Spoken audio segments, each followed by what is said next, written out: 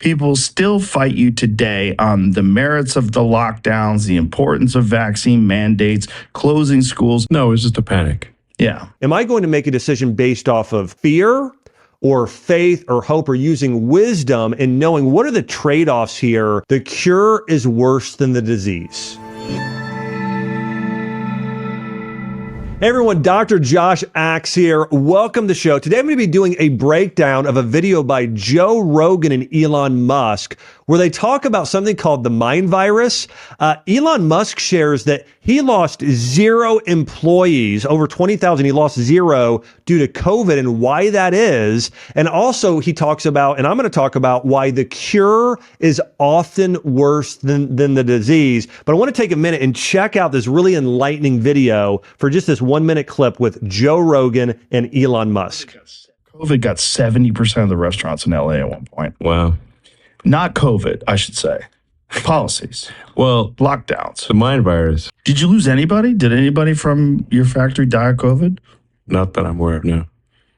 So part of it is that, like, that I kind of saw a dress rehearsal, which is that, I kind of started in Wuhan. And so Tesla's got 20,000 employees in China. And so the first wave happened in China, and we had nobody died or got seriously ill. I was like, okay, well, like this is, can't be that bad. And we're not relying on government statistics. We literally know who showed up for work. Right. Did they badge in or not? And we had no one die and no one got seriously ill. So I'm like, well, I don't know what the big deal is. Well, there's a problem that people still want to stick to this initial narrative that they believed and that they espoused. They repeated it. And so they'll still fight you on this today. People still fight you today on the merits of the lockdowns, the importance of vaccine mandates, closing schools. There's people that stated an opinion in 2020, and they still are doing mental gymnastics to try to make it seem like that was the right choice. No, it was just a panic. Yeah, it was just a panic. And people make really bad decisions when they're in a panic. And I think there are a lot of life principles in this video. There's health principles, there's moral principles, there's life principles. But here's the deal. These bad ideas tend to spread. And here's the biggest reason why. It's fear.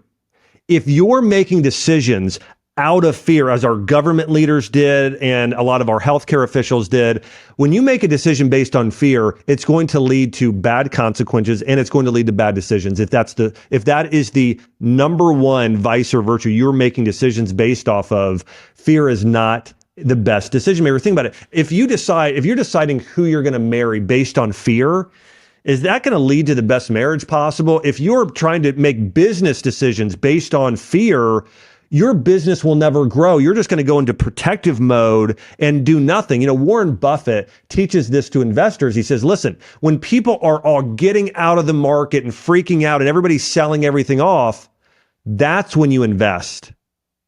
It's the exact opposite. You tend to instead see an opportunity there to help people get healthy. Let me tell you what they should have done during COVID.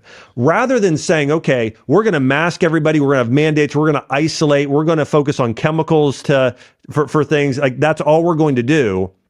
Instead, hey, let's use this as an opportunity to help people get healthier. Let's teach them about the benefits of sunshine. Let's help them get vitamin D and zinc. Let's encourage people to eat fruits and vegetables and immune supporting herbs like ginger. And hey, let's do things to help the bigger crisis where people are dying of cancer and heart disease and diabetes and obesity, a number of things.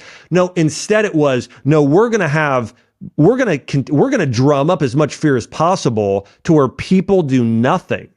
And it's absolutely crazy. So if you ever get in a situation, anything in life, you need to make a decision of, am I going to make a decision based off of fear or faith or hope, or using wisdom and knowing what are the trade-offs here if we follow these mandates? The other thing he mentioned here, Joe Rogan says 70% of the restaurants in LA were shut down.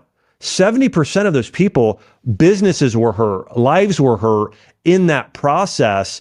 And so, and Elon Musk also then, and he's going to get into this more, had 0 people die. So we see the numbers that the government was putting out there. And I remember going to both CNN and Fox, and I pulled them both up, and they had these numbers on the side of how many people were dying per minute.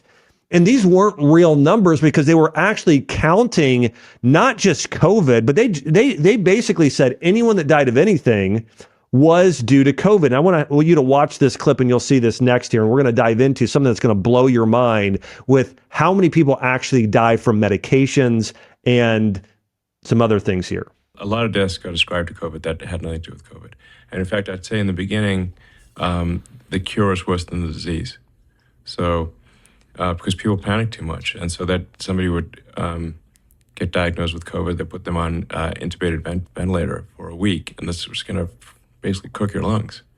So if you're on Puro 2 under pressure with a tube stuck down your throat and under anesthetic, this is very bad for you. Like, it's one thing if you do that for a couple hours for an operation, but you do that for a week, it's gonna roast your lungs. Like the air that we're breathing right now is 78% nitrogen, 1% argon, about 21% oxygen, and some miscellaneous.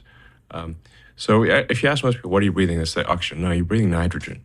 Only about 1/5 of it is oxygen, and there's about 1% argon. Now I know quite a lot about life support systems because we make spaceships, and you have to keep people alive in a vacuum. Well, maybe they should have asked Elon Musk his take. I think it would have been better than asking someone like a Bill Gates. I mean, he's a real expert here on oxygen and looking at some of these numbers that he saw before from his organization. I want to go back to something he said here. The cure is worse than the disease. And we saw this during COVID. If you look at the amount alcoholism that went up, drug abuse, kids getting 6 months to a year behind in school and learning, people losing all of their finances and the things they've worked hard for, all of those losses, relationships. Like, a lot of people lost their loved ones because they were isolated, not because they were actually sick, because they didn't have community and love and support during that time. And so obviously the cure was worse than the disease. And he's talking about here, those ventilators cooking people's lungs. And that's the truth of almost every medication, though. Think about this. If I used to have a mentor, he said this to me once. He said, okay, if taking a whole bottle of Advil or Tylenol would kill you quickly, how long, if that kills you quickly, how long does taking one pill a day kill you? It kills you slowly.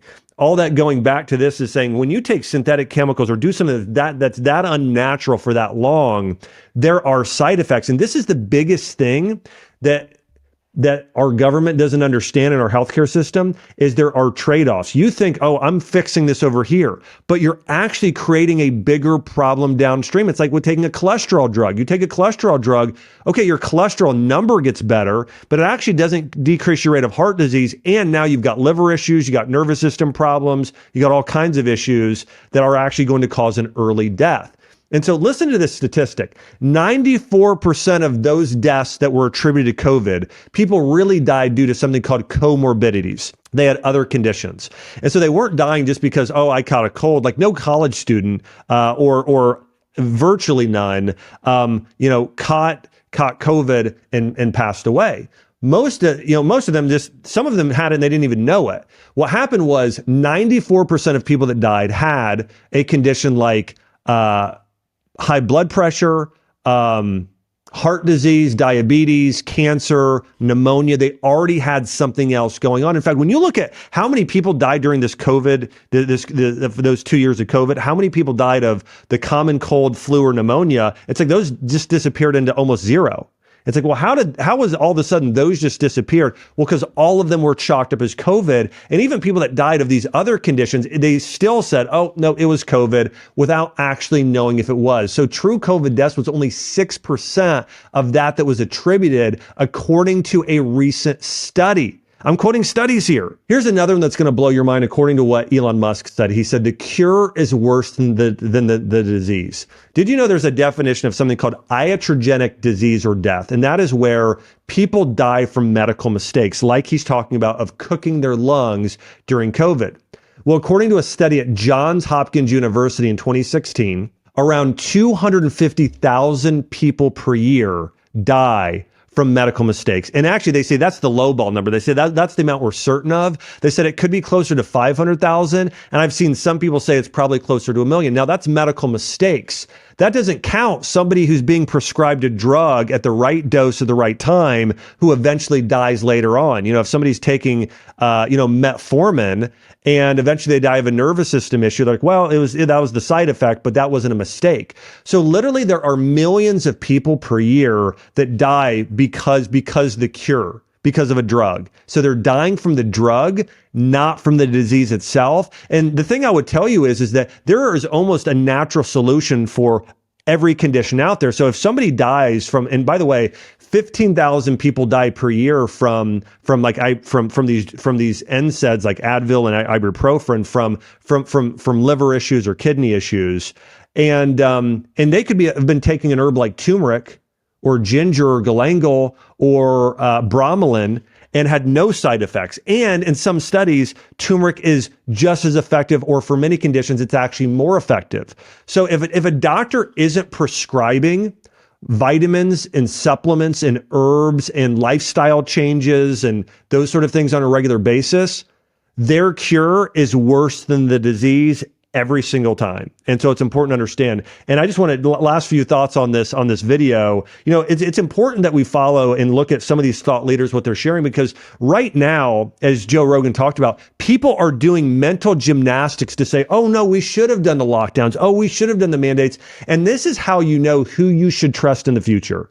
Anyone right now who's going and trying to make excuses or say things like, well, no, we should have masked. No, we should have locked down. We should have done all that. Anyone that's doing that, you shouldn't trust them in the future because they don't have wisdom. They haven't learned from their mistakes. And people that don't learn from their mistakes, they lack wisdom and they don't really know the best way to deal with things in the future. They're just going to repeat the mistakes of the past. So I'm really interested to hear what you think about this video. Do you believe in a lot of cases the cure is worse than the disease?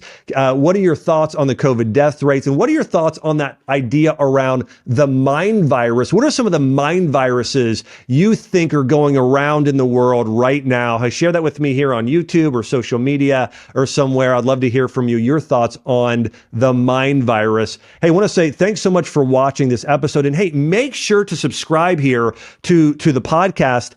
If you're not subscribed, just so you know, only a small percentage of my videos will show up in your feed if you're not subscribed. And you might miss another reaction video or one of the great interviews I've done with people like Carrie Underwood or Dave Ramsey or Mark Hyman or Dave Asprey or Vani Hari. We got a lot more great videos and takes coming out here. So make sure to subscribe. Thanks so much for being on mission with me. Thanks so much for sharing, and I'll see you on the next video.